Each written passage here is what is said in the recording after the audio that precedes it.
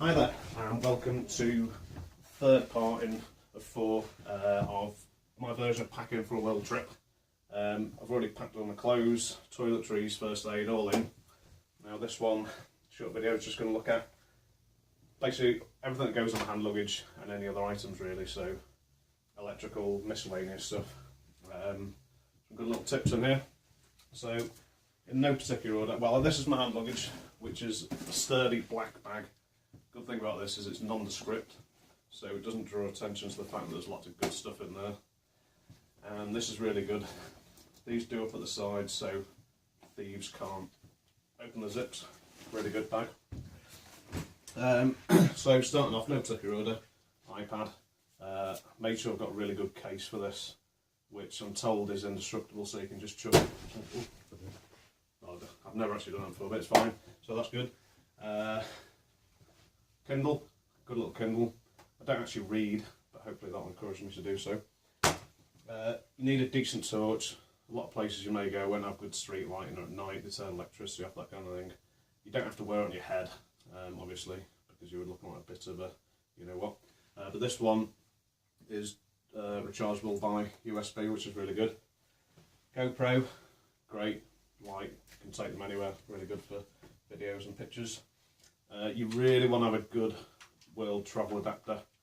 Now this one's quite bulky, but it does work, and I've tested it in all countries. And also make sure you get one with a couple of USB ports on it, which come in valuable.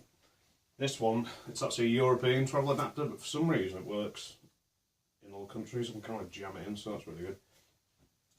These are miniature USBs, leads, and I managed to get, I think it's 5 for £3. And they do that, so they can't get tangled up. I don't know how long they're going to last, but we'll give them a go. Little pair of headphones, and this thing is an absolute godsend. It's a power bank, and it's got a little lead attached. You can get loads of different models and makes, but this one, it's got a little torch on it. You can charge 3 things at one time, and it will charge my iPad fully from 0, or my phone 2-3 times. This is 10,000 something or other, which is really good. Make sure you don't get one that's too powerful. Some airlines won't actually take them if they're, I think it's 15,000 or more, so just be careful with that. Lastly, electrical items is this camera. I'm not very good with it, but it's a really good camera, and I wouldn't forgive myself if I went to beautiful destinations and not able to take a good photo. So I'm taking that, although it's very bulky, but there's a reason it's bulky, because it's very good. Other things, quickly. I love fishing. Every country I go to in the world I try and catch a fish. Obviously you can't take a big fishing kit, so I've got a reel of line, some hooks and bits and bobs in there, and this thing here, which is actually a little tiny fishing rod. Believe it or not, you can catch fish on there. There is a reel to go with it as well, but I have actually caught fish with this thing, so let's give it a go. Obviously you're not going to catch your dinner with it, but you'll catch something. This thing, now, it may not look much, but lots of places, especially in Asia, you find plugs are very high up in rooms. Last year I plugged my phone in, I had to balance it on top of the plug, and actually fell off during the night and smashed. So this thing actually goes over the plug, and you can rest your phone or other device on there, and basically it's just like a miniature shelf that goes over the plug. It costs 50p on Amazon, hopefully it'll work. This thing here, I never actually thought they'd work. It's electronic zapper. So when you get bitten by a mosquito, put it on your arm or over the affected point, click it a few times and it stops itching. It does actually work, believe it. I don't know how it works, but it does work.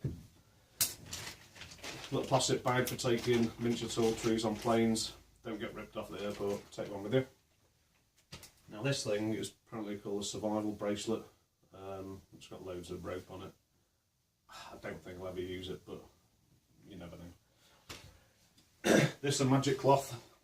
Never leave the house without one, because I'm a bit strange like that, but make them useful. You go into some places, not very hygienic, very quick way of cleaning up. You want a decent knife. Obviously this can't go in your hand luggage, but this is a very good Gerber one. Got pliers, I've used that lots of times, loads of bits and bobs on there. Cable ties. Great cable ties. You can use it for locking your bag. So if you stay in a hostel or a hut and the curtains fall down, use it to repair that. Sometimes you have shower heads hanging down. Loads of stuff you can do with them. Take them. Lighter, combination lock, safety deposit boxes. A lot of hostels have cupboards and stuff to put passports and valuables in. Decent lock. Harmonica. You know, you want to be social, want to get in with the crowd, be cool and stuff. I can't actually play that, so it's going to be a bit annoying for people, but I'm going to try and learn. Glasses, sunglasses, document holder, just keep all your bits and bobs together. And a little diary, just put bits in there, passport obviously, and then 2 wallets. So we'll talk more about that in the last video. We'll talk about cash and cards and what to do with them, because that's very important. So apart from that, that's everything. So thank you for listening, and see you soon.